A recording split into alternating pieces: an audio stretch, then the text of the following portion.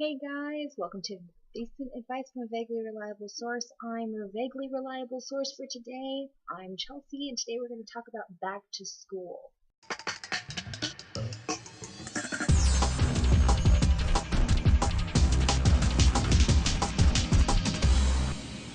Now, I don't know how many of you guys are starting school again, but I just started and I'm doing student teaching, so it's really fun. I'm back in high school, and it's nerve-wracking. And one thing that I can tell you is that you definitely need to really respect your teachers, respect whoever's in the room, really, who's telling you things, because believe it or not, you're less likely to fail a class if you're actually respecting somebody and not talking while they're talking, because then you can hear the assignments and you can hear the things that are going on. Next, I would suggest doing a schedule, whether you're going to put it in, a planner, or you're going to do your iPhone, your iCalendar, whatever you're going to do, make sure you keep track of it. Put all of your due dates in there. Put like a week ahead of time that something is due, because the second that you get off track on all your due dates, things just start. So it's never a good idea to get behind, and it's never a good idea to do projects on the day that they're due. I know, I do this a lot, but I'm planning on keeping a planner, keeping my dates ready. You have to stay on top of that stuff. Another piece of advice is always come ready. I know that nobody likes to have all this junk in their bag, but just the simplest things that you need is just like paper, a notebook maybe, and then a pen. If you need a folder to keep papers that you're going to get back in, just a folder, and then that's it. You've got, 4 things that you really need at any point in time. If you have to carry around school books, I would suggest getting a locker. If you don't want to be that guy with a locker, then keep your stuff somewhere accessible. In your car if you've got a car, or your backpack. But you have to keep some of these things around because you need them to be successful in school.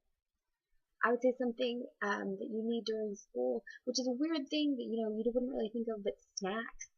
I like to keep snacks in my bag. I have a late lunch with my student teaching, and I need a snack. I have to keep something in my bag with me so that I don't die of hunger. If you're fueled, if you're not worrying about eating or how hungry you are, you're less likely to stop paying attention in class. If you're fueled, if you have food in your stomach, you're paying attention because you're not thinking about how hungry you are. Another suggestion, do the reading. I know that nobody likes to do the reading, and especially if it's a class that's boring like math or history, that's a class where you really should do the reading. I know that it's never fun, but make it fun. Get a group of kids together. You guys just read the stuff out loud, talk about it. That's another suggestion, is to do a study group. I advise you guys to do study groups because those are so helpful. And if you don't understand something, there's a chance that somebody else did. And it's always good to bounce ideas off of each other, kind of have a discussion before you get into class so that you guys can seem smarter. My last note is, if you need help, ask for it. Don't wait and get to the test day and you have no idea what's going on. If you don't understand something, go ahead, ask your teacher. That's what they're there for. If you don't want to ask your teacher, ask a friend, because somebody will help you out.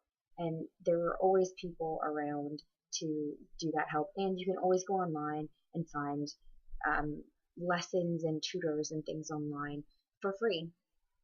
Okay, guys, I hope that I gave you guys some good advice for back to school, some good, good ways to start off the year. You want to start off the year right so you can continue the year and get it all done.